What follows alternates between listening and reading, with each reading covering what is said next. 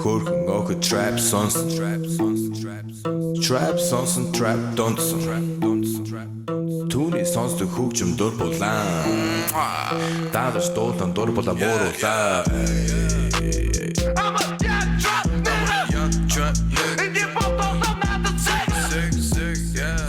Yo, what's up, people? Adam Hunter here, giving you a brand new MMA Roasted podcast on Rockfin. Rockfin's been great to me. Make sure you endorse me at rockfin.com/Adam Hunter. That's why I'm giving you so many podcasts and comedy shows and kamikaze comedy and all kinds of good stuff. Today we got Stephan Bonnar on the show, as well as Jeremy Kennedy. It's going to be a great show. Jeremy Kennedy is fighting for the $1 million in the PFL. Stephan Bonnar is making his debut on Impact Wrestling. He's kicking ass in the wrestling circuit, and he's a great guy. Both great guys. So let's talk to Stephan Bonnar right now. Okay, you're on the MMA Roasted podcast. How's it going, man? Not too bad. I was just calling to see how life is, man. It seems like your academy is kicking ass. Oh, yeah. My one guy did a tournament the other day, injured 3 guys. I'm so proud of him. Really? Yeah, he's a little badass. He's 13. Little monster. Smashing kids. 13 years old. Yep. So now what do you like, I remember you found a spot, you're like, I'm going to teach here, and now it's going really well. I mean, it's just like everything I do, just a little hobby. Can't take it too seriously. Fuck. But I see that you're actively coaching classes? I mean, yeah, I teach Monday through Thursday. Nice, man. And how's the stand-up comedy going? I think I'm coming along pretty good. I'm ready for the stripes on my white belt, I think. You gotta come check me out sometime, dickface. All right, there you go. And then, how's the program? Yeah, I did, what did I do? The psychedelic comedy night. Yeah, my friend ago. Tom said he booked you, where, like, the premise is the people on the comics all got to do acid or LSD. No, they didn't have any. They didn't have any, so it was mushrooms. So you did mushrooms and then stand-up comedy? Yeah. And how did that go? Fucking great. I just realized that there's no way I'm going to be able to remember any fucking thing and if I try to plan it. So, just went up on stage and grabbed the mic and went to town. And what did you talk about? And it goes better that way because I can't remember shit, man. I can't plan jokes and fucking like, this is like, I just talked about everything, like fucking just a little of everything. How I got into this and, what that means about me psychologically, and then fucking a little about fighting and a little about wrestling, life in general, and, busting the balls of a couple other comics. It was great. You got to see it. I can't believe it. Now, I've never done mushrooms. Is this your first time doing it, or you done it a bunch? Oh, I mean, a handful of times. Yeah. I was nervous. Even when I take edibles, I always feel like I'm never going to be able to come out of that high. So I'm more of a weed smoker. Yeah. Like high for like a half an hour, an hour. Edibles spends like 3, 4, 5 hours, and I'm like. Yeah. Well, the best thing to do if you're scared of something is just to jump right into it. I don't know about that because I've always been scared of like getting anally raped. And I don't know if I just want to jump into it. So. That's pretty apt. That's pretty apt. Right, of course. And, you know what I mean. I understand. You definitely. You know what I mean. Of course. Things that give you anxiety, And then, so I'm doing this thing now. I'm driving to Arizona. I got the baby in the back seat. I got the dog here. I'm doing your podcast on a drive to Arizona. Talk about like really multitasking it. Some guy's in the studio. Leave me alone. I'm about to do my podcast. Where's my cappuccino this way, like LA style? Pussies. Yeah, that's not me. That's not me. Hey, so how's the pro wrestling?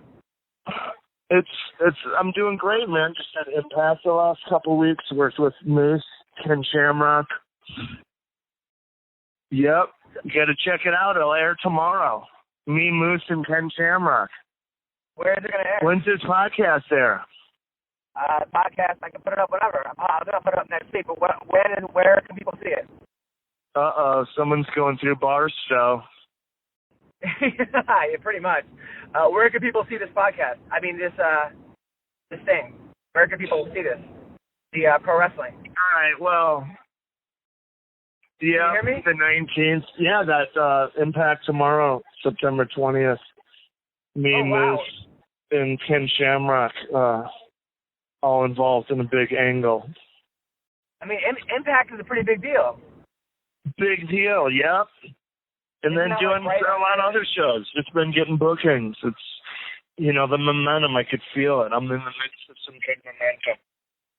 Yeah, I'm telling you, when I saw that you wrestled Kenny, that guy, my friend Kenny, whatever his name. Oh, yeah. We're going to, November 9th down in Orlando. We're going at it again.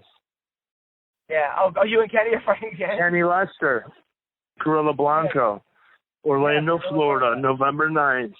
It's going to be a trilogy. Oh. Did I let the cat out of the bag? Did you and Baroni make up? No way, man. No way. Any guy who, if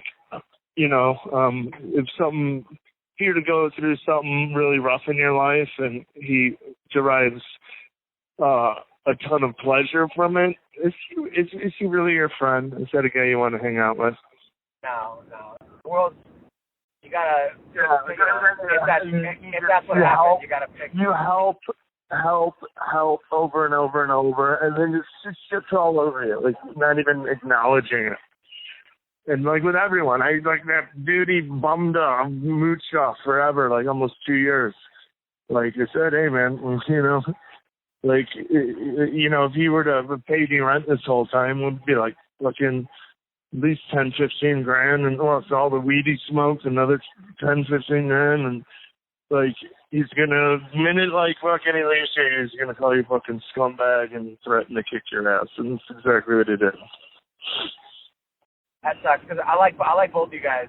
I thought you guys yeah, go be his buddy, man. Let me know how it works out.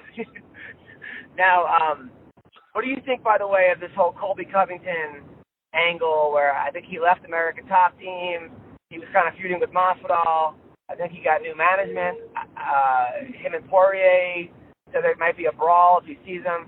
What are your thoughts on Colby? He's the best thing to happen to the UFC in a long time.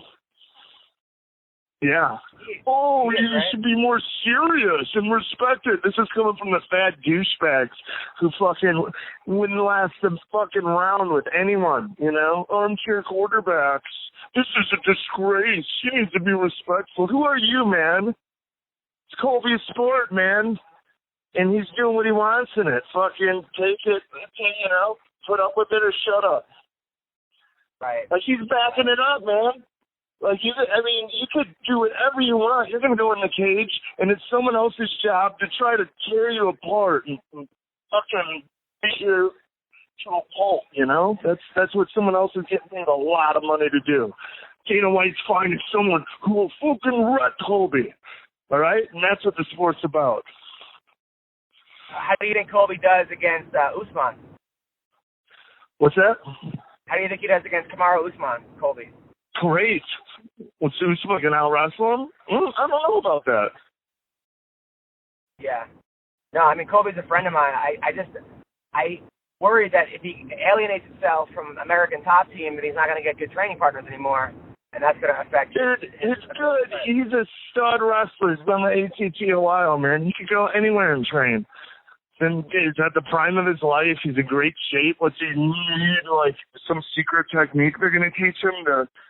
No, dude, he's an athlete, top level. Look how he's been doing. And he's been training there a long time. Wherever Jimmy goes to, he's going to sharpen everyone else up there, and he's going to be a benefit to that gym. Good point. that's a very good angle. Now, as far as Askren Maya, who do you think wins that fight? Oh boy, honestly, like it's either, here's how I see it going. Either Maya catches him in a quick, crazy fluke. Not fluke. He's Maya. He's awesome. Maya fucking is so slick. He gets you in that first round somehow, But if Askren really feels him out, I think if he makes it out the first round and a half, I think he'll probably get the nod. I don't, he's going to go the distance for sure. So, I mean, I wouldn't bet on it, but that's how I see it. Hey, man, if it goes Maya, he's going to catch him in the choke or something early. Or if not, then Askren's winning. Did you ever train with either of those guys? No, let's see. Damien, yeah. Damien came to Carlson Gracie's in freaking, I think 05, back before he even got in the UFC. He was just this Brazilian jiu-jitsu whiz that was on the rise. And then it was after that I saw him in his first UFC fight. Yeah, so I was in the UFC before him. Believe that? Did you roll with him back then? Yeah, of course. And what was that like? It wasn't crazy. We were when we were trying. It was a nice smooth roll, but he was fucking ridiculously good. And I think if he really tried to force a choke like my skills back then, he probably could have got me. But I didn't get caught in anything. But, there's a good chance he probably wasn't trying his hardest. I know, I was respectful roll, but I knew how dangerous he was, so I was playing it a little safe too. But was there ever a guy in the gym that you thought was going to be unbeatable, and then would kind of go out there and just not perform, and then vice versa, a guy that you were this guy sucks, or he's kind of that good, he loved, and he was out there and murder people? Yeah, definitely, there was, but I can't remember his name. Back. So who was the guy in the gym that you were this guy is the greatest, and then he kind of whatever? Who was the guy that you were I don't know about this guy, and he was a world beater? I don't remember the guy's name. He never turned into anything. Was it Roy Nelson? I got hit in the head a lot. Was Roy Nelson a guy? No, I'd say Roy Nelson's an overachiever. No, I'm saying, was he a guy in the gym that you were I don't see how, and then he just goes out there and knocks everybody out? Oh, I mean, yeah, a guy who was yeah, definitely. Who in the gym you didn't think would do as good as you did and went out there and killed everyone? Hell yeah. He's freaking, so many people silly. He's fighting Frank Mir again. You know what? That should be a good fight. That should be a really good fight at this point, Last one wasn't bad. I remember Frank got a takedown. He was pretty heavy on top, and I mean, it was a long time ago, but I remember the fight that Roy, after that, was pretty arm-wearing. It was pretty tight. Yeah, Roy Nelson. I mean, I'll always watch a Roy Nelson fight. Normally someone's getting knocked out, but it seems like lately he hasn't been. He's kind of been winding down a little bit, but it's a good fight. According to Scott Coker. At least, yeah, he's in his 40s. He's in his 40s. Yeah. Right? Yeah, totally. Now, Ken Shamrock has a bare-knuckle boxing thing. Does he try to get you involved in that? Oh, no. Well, yeah, I made it clear I had no. I've been asked by everyone to do that, It's Sokoju, I think Mighty Mo's in it. And he doesn't blame me, He does not blame me. Well, it's a 4-man tournament. It's more than one fight in one night, bare knuckle. That seems pretty crazy because people get cut bare knuckle so easily. How are you going to fight again 2 hours later? That seems kind of insane. But I'm definitely going to watch it. So, that's crazy. Khabib versus Tony Ferguson. When this fight gets done, who do you like in that fight? No, this is the dream fight, because if anyone will slither out, or if anyone's going to make Khabib tired from... But he's like a little salamander, you know? Like I mean, Khabib, I feel like Poirier, he had that one moment in that fight where he could have, in that second round, I'm like, oh, empty the gas tank. And I feel like he held back a little bit. Like, that was his one moment. But, what do I know? You know, I'm not fighting Khabib.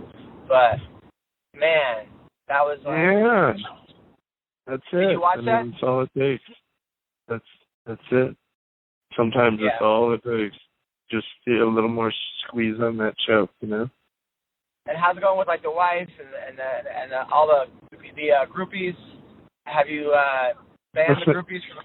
You know, I know there were a lot of girls that were like, seemed like these like mid-40 girls with like fake tits and like hot but like a little dirty. They seem to really like you a lot. Have you warded them off? Well, I mean, I help them out a lot. Give them good advice. What kind of advice do you give them?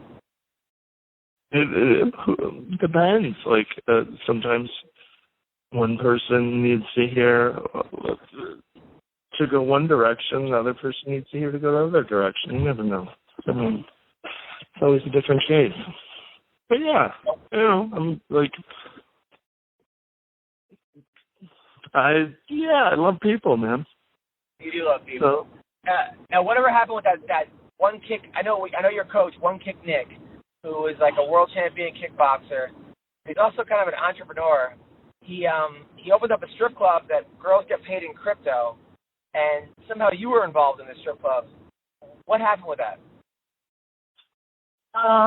It was, you know, on the weekends for the big fights. The place was happening, but during the weeks it was a ghost town, and you just couldn't afford to keep it open. Not making enough money. But I mean, it was big and a lot of overhead. Yeah. Yeah, I was just a host. Like, you're a host? Just a host. So I just would hang out and bring people in the club, you know? Now, did any of the girls ever try to, like, I know a lot of times, like, you know, women at the club are attracted to, you know, muscle guys that used to be fighters with cauliflower ears. Did any of them ever try to pick you up? Oh, no. That was always extremely professional, man. Okay, as was Mr. Baroni. Except when he got fired. Well, if you call it getting fired, you know, going off on the owner and, you know, yeah, going nuts on the owner is like not really getting fired. It's firing yourself. But was it hard for you to resist? Because I know sometimes those girls can be very persuasive, and you know, you're only a man. So was it hard to be like, listen, this is not, you know? To not give in the temptations of the flesh? Yes, of course. Oh, God, no, it's easier. Good night. By the way, your wife gave my baby these hair bands. But is this such a big setup? You're just trying to set me up, like you're fucking with your wife driving. God. I'm not trying to set I'm not trying to set you up. God. Yeah, you are. I know. I'm not. Yeah, now her and my wife are best friends, and like, oh, it's fucking, yeah, fine, whatever. I'm not, I swear. But your wife has the cutest hairbands made for my little baby. So thank you. She's very talented. Oh, yeah, you're welcome. She's super, super talented. Now, I'm going to be in Vegas again on December 15th. That's a big fight weekend. Do you want to do comedy again? Yeah, I'd love to. I'll put it on the calendar now. Good. All right. You're very funny. That's So, now it seemed like you're like a throwback wrestler. Like you had like, you know, the elbow off the top rope. You had a couple drop kicks. You had clotheslines. You're drop very good. kick? What? No, drop kicks are the stupidest move ever. I do the Van Damme, the jump spin splits kick. That's a Van Damme kick, man. I was a Van Damme kick. Oh, right. But it seems like a lot of these wrestlers, new age guys, are doing like crazy off the top rope, like triple lindens or Yeah, they also weigh 150 pounds. So you're not going to be the kind of that guy, right? You're going to stick with like the basics. Dude, a 250-pound guy going off the top rope is good enough. Doing the Macho Man, like, it kills someone. That would kill someone. But didn't Brock Lesnar do like a backflip off the top rope and then he landed on his head? But since his bones are pretty much like steel, like he didn't break his neck. Yeah. Yeah. So you're not going to do that? Who knows, man? Who knows? Now, what about like this hardcore wrestling where like they do like you mutilate yourself? No, that's retarded. Okay. It's retarded. The wrestling is you go on there and put on a beautiful fight scene. I love doing fight scenes. I used to sit in front of the tunnel as a kid with my friends, and like we'd do these fucking elaborate fight scenes, and people would stop and be in awe on them at the ass kicking I'd dish out, you know. But it was all a work.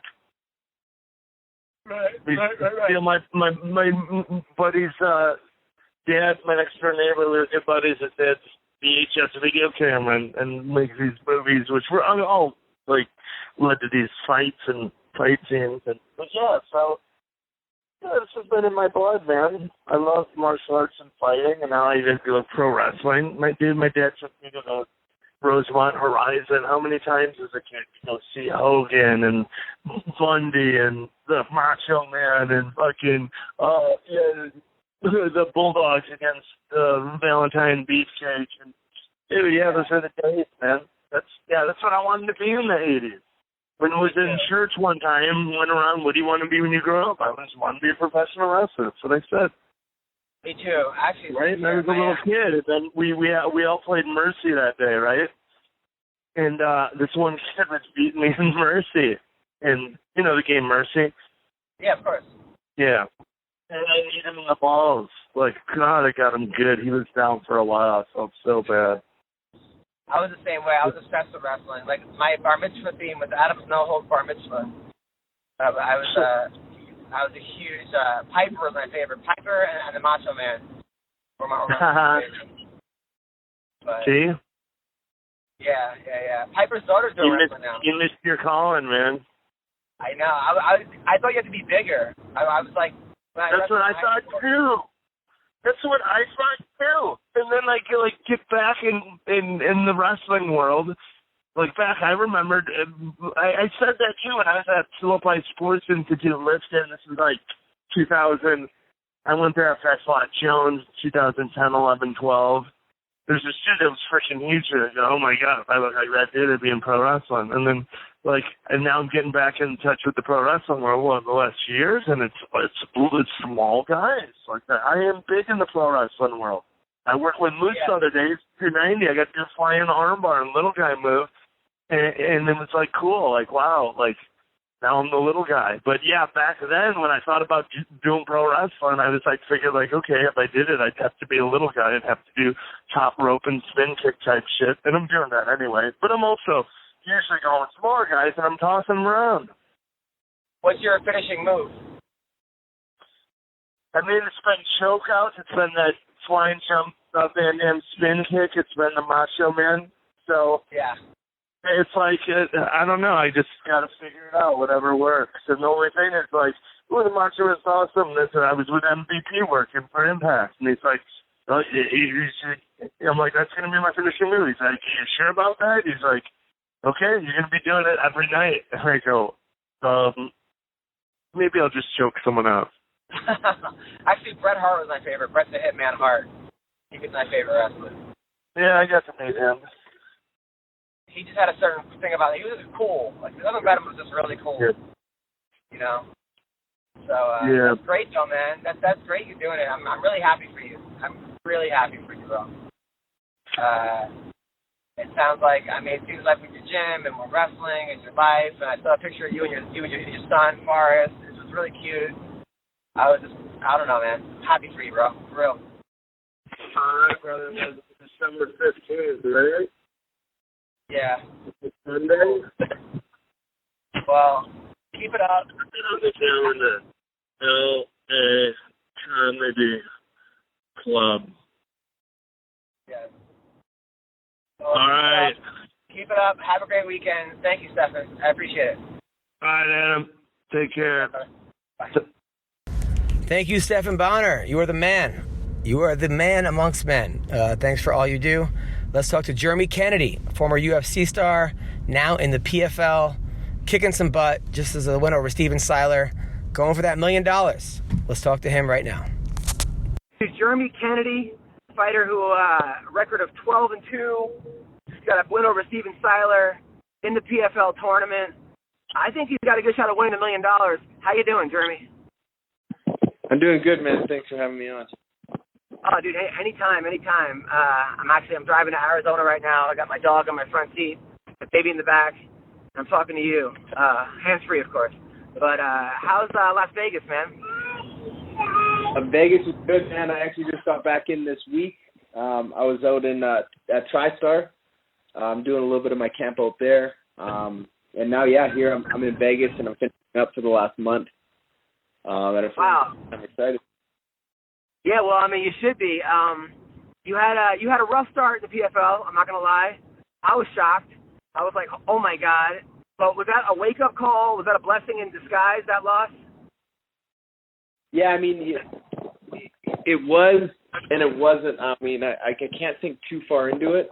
You know, it happens in this sport. It was more of a wake-up call that, you know, it's a game of inches. You know, not that necessarily I got to work on X or Z or whatever. I don't got to have. I feel I trust in my preparation. It's just a little bit more of, you know, when it comes down to that fight, you got to be on and you got to be, you know, make no mistakes and just be sharp and just changing my mindset a little bit fight day rather than training camp. You know, I had a great camp. Everything was perfect, and I kind of feel a little robbed, you know, so it sucks because I worked so hard to be able to perform, and I didn't get that opportunity, you know, so I think it's kind of cool how things have came full circle, and I get to get some redemption, and it's pretty cool. Out of all the guys in the tournament, he's the guy I get matched up with for this first round.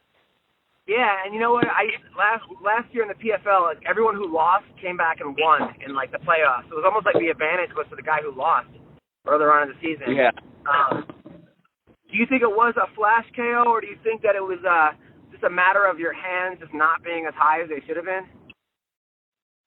Yeah, I think it's a little bit of both. You know, he caught me with a really good shot I know he threw that kick at a really, really unorthodox time. You know, we were really close distance, and he was kind of like leaning back, and he just kind of threw it out there. Obviously, my hands weren't where they were supposed to be. And, you know, I think it was a combination of everything, you know, like all the stuff that transpired the 24 hours beforehand, getting switched opponents and being given a southpaw for an orthodox. You know, I was training for an orthodox fighter, and then, you know, the day before the fight, I get switched to a southpaw who's a completely different style.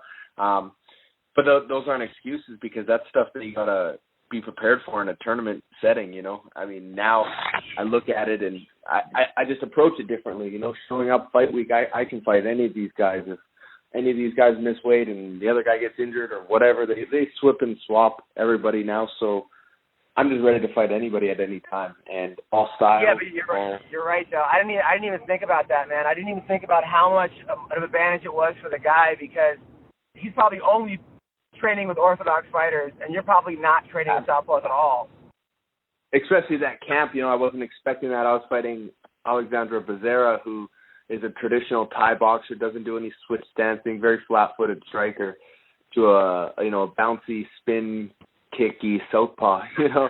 And he was training for Almeida, who's roughly the same size, height, and an orthodox fighter like myself. So a little, but I mean, that's kind of pulling hairs here. It doesn't really matter, you know. That's all in the past, and it's just how things all kind of played out is all.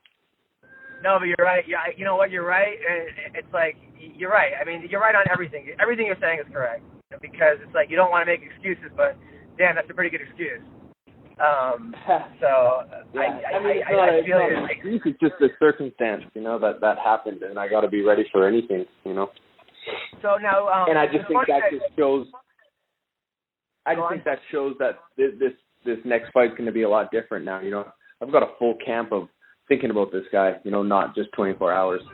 Yeah. You know what's crazy about you, man? You've been fucked over by a lot of organizations. Like the UFC, you were like 11-1.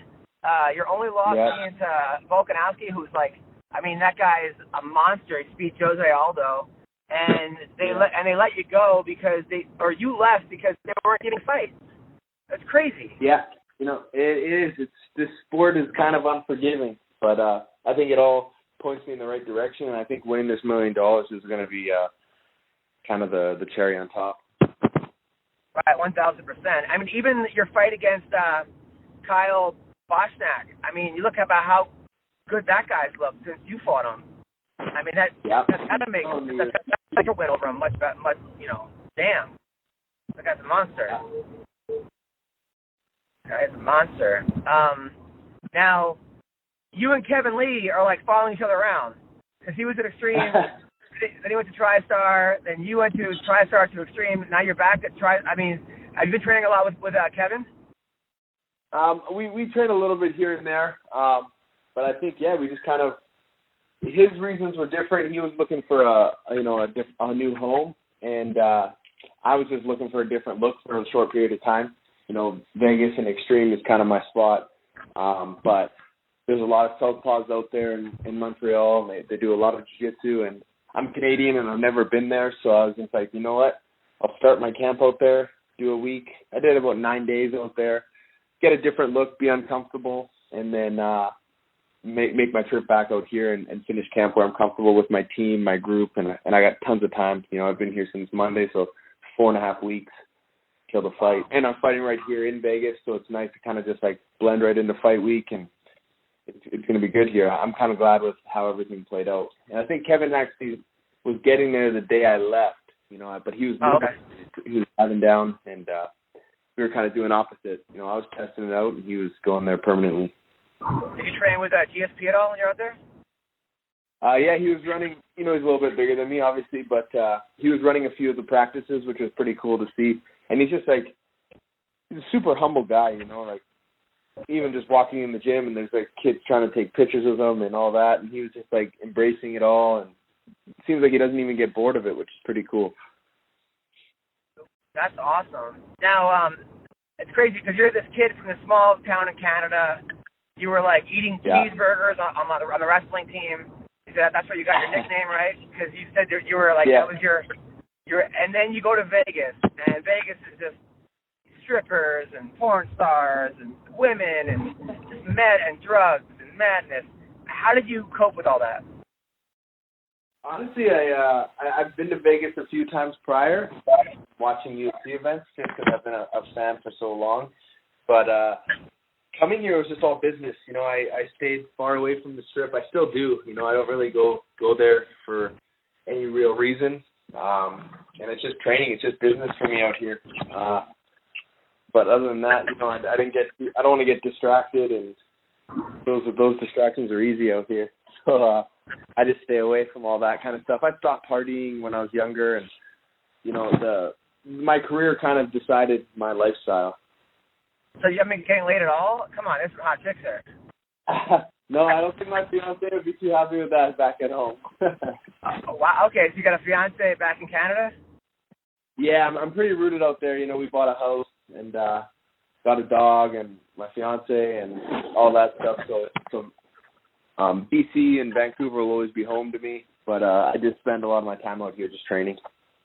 What does your fiance do? She actually is a yoga instructor, and her family owns a couple yoga studios. Oh, so she's all flexible and sexy. Oh, yeah. Good for you. You probably have crazy sex. Like her legs are like the back of her head, and you're just doing crazy stuff with her. Good for you, man. That's what I'm talking about. I appreciate it. That's awesome. Work. Yeah, absolutely, man. Have you already thought about what you're going to do with $1 million if you win it? No, you know, I think I just want to, you know, invest it into myself and, get ready for next year. I'm more interested in winning this belt. I want that title. The money's obviously the cherry on top, but I'm not chasing the money. I'm chasing the title and the championship and winning. The money's just going to be kind of all this hard work paid off. Now, Lance Palmer is looking unbeatable. The guy, he's shredded his double. It looks like he really found his groove. But you guys have trained together.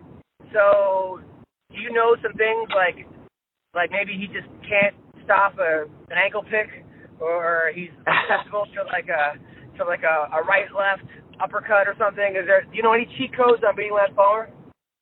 No. He's my guy. That's still he's a close friend, and I use our time training together as more of just like confidence too. Like I feel like we're two of the better guys in the whole tournament, and training with him last year, getting him ready for the playoffs and the 2 fights in one night and all that. I just use that as an experience. I saw him do it, and I was kind of doing it right alongside with him. So it just makes me. It kind of feels like I did it last year as well. I made it all the way to the weigh-ins in New Orleans. Before that all fell through and stuff like that. So I just use that as more experience, and I just, like I said, I feel like it's kind of cool how we're on two opposite sides of the brackets. Like I feel, if my way to the million is seeing him in the finals, and that's the way I would have wanted to do it anyways. If we had to fight, at least it's going to be in the finals.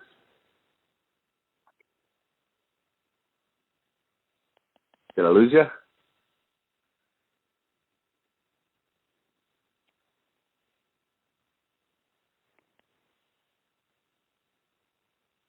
You get the belt, where now with Bellator and the UFC and even ONE, it's a lot of like management and who you know and what. I actually cut you. I actually lost you. I lost you there, so I didn't really see what you were saying. What I was saying is I love the PFL because it doesn't matter if you're from Uzbekistan and you have 7 Twitter followers. If you win, you win. Yeah. Whereas it seems like the UFC or Bellator, it's more of a show. Absolutely, man. There's no shit talk. There's none of that, which is kind of cool. You don't have to pick your fight. It's all laid out in points, and it's seeding, and you win, you keep going. It's not like the more marketable guy gets the better fights or anything like that. It's a tournament, which is pretty cool. And the 2 fights in one night is kind of something you don't really see nowadays anymore, so it's awesome. Well, I'm going to do everything that I possibly can to get people to watch your fight. What day is it? October 17th. October 17th. I'm actually going to be, I think, in Vegas the next week, performing at the Laugh Factory, so you better come to that one. Because you said you could come to my last 10 shows, and you've been standing me up and ghosting me ever since I've known you. So hopefully this one you'll show up. Yeah, I'm due to come out and check one of your shows for sure. But sorry for today, but we'll have you back on after your fight, and thank you so much, Jeremy. Good luck with everything, man. No, I appreciate it, man. Thanks a lot. All right, take care, brother. All right. Well, thank you, Stephan Bonnar. Thank you, Jeremy Kennedy. You guys rule. Pleasure to have you guys on. I hope you guys enjoy your week. Thanks for endorsing me on Rockfin, and you guys great. You guys are all great. I love you all. Thank you for letting me live my dream and for supporting what I do. Take care. Bye. Түүний сонсдог хөгжим дур булаан. Даалж дуулан дур булаа мууруулаа.